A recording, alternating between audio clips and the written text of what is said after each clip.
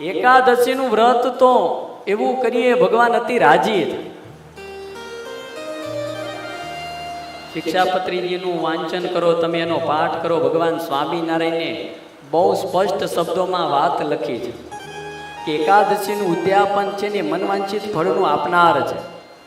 એ ઉદ્યાપન એટલે શું? એ 12 મહિનાની 24 એકાદશી કરી હોય અને પછી જે ઉજવણું કરવામાં આવે, પણ એ 24 એકાદશી કરી હોય તો ઉજવણું થાય. એ એકાદશીનું વ્રત જેનો એટલો બધો અપરંપાર મહિમા છે, એ જીવનમાં એટલું યાદ રાખજો. આજે વૈજ્ઞાનિકોએ પણ એક પ્રૂફ કરી દેખાડ્યું છે કે 15 દિવસે કોઈ એક નિર્જળા ઉપવાસ કરે ને તો એના કેન્સર જેવા રોગ પણ છે ને દૂર થઈ જાય છે. અરે ભાઈ, ઋષિ મહાત્માઓથી લઈને આપણા ઈષ્ટદેવ ભગવાન સ્વામિનારાયણે વર્ષો પહેલા આપણને સૌને આજ્ઞા કરી કે અમારા આશ્રિતે એકાદશી, શિવરાત્રી, જન્માષ્ટમી, રામનવમી આદિ વ્રતના ઉત્સવ કરવા. વ્રત કરવું અને પાછો એ દિવસે ઉત્સવ કરવો.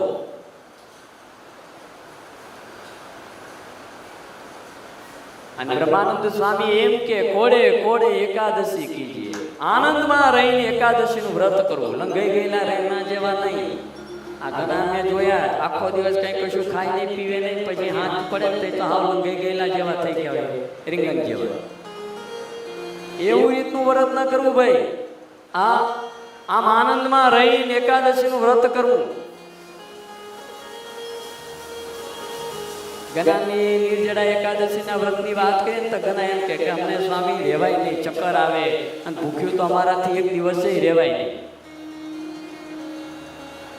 40 વર્ષ સુધી તો છે ને ખાસ એટલો આગ્રહ રાખવો થાય ને ત્યાં સુધી, 40 વર્ષ સુધી તો અવશ્ય નિર્જળા વ્રત કરવાનો આગ્રહ રાખવો. 40 વર્ષ પછી કદાચ ના થાય તો પાણી પી, જળપાન કરીને રહીએ.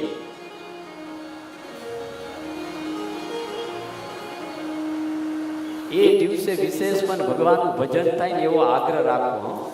આપણી જે 11 ઇન્દ્રિયો છે, પંચ કર્મેન્દ્રિય, પંચ જ્ઞાનેન્દ્રિય અને 11મું મન, એ 11 ઇન્દ્રિયને ભગવાનની અંદર જોડી દઈએ. અને એવું એકાદશીનું વ્રત કરીએ. અને તમે નક્કી કરજો, કંઈ પણ તમારી મનોકામના હોય, કંઈ પણ તમારી ઈચ્છા હોય, ભગવાનના શ્રીચોમાં પ્રાર્થના કરી અને એકાદશીનું વ્રત કરી તમે પ્રાર્થના ભગવાનને કરજો. જો તમારી મનોકામના ઈચ્છા પૂરી ના થાય તો કહેજો. એટલો અપરંપાર એકાદશીનો મહિમા છે.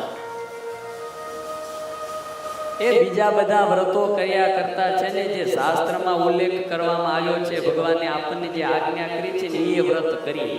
આ ઘણા તો જાત જાતના ભાતના એવા બધા વ્રતો લઈ આવશે ને એવા વ્રતો કરશે કે વાત જ જવા દીધી.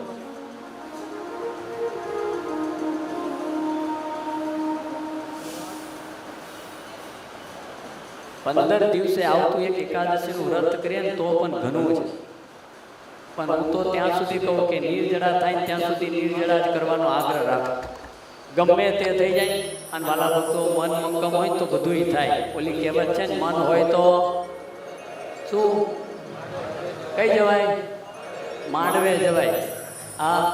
મન મક્કમ હોય તો બધુંય થાય. નક્કી કરી લઈએ હવારથી કે ગમે તે થઈ જાય, આ પાર કે પેરે પાર, કદાચ દેહ પડી જાય તો ભલે, ચક્કર આવે ભલે, પણ આજે નહીં એટલે નહીં, બધું તોય થાય.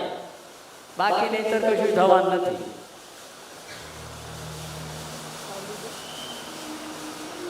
આજે તમે જો ઘણા બધા સત્સંગની અંદર એ ભક્તો બધા વ્રત કરે, એ જોઈને આપણને અતિ આનંદ થાય. ઘણા યુવાનીઓ એવા ભક્તો જોયા છે, બાળકો એ નિર્જળા એકાદશીના વ્રત કરે. ચાતુર્માસ શરૂ થાય ત્યાં એ મહિનો ચાંદ્રાયણ વ્રત કરે, ઋષિ ચાંદ્રાયણ વ્રત કરે. અરે એ ભક્તો એ યુવાનિયાઓનું જોઈને છે ને ઘણી વખતે અમને બળ આવે કે અલે આપણે તો કશું કરતા નથી.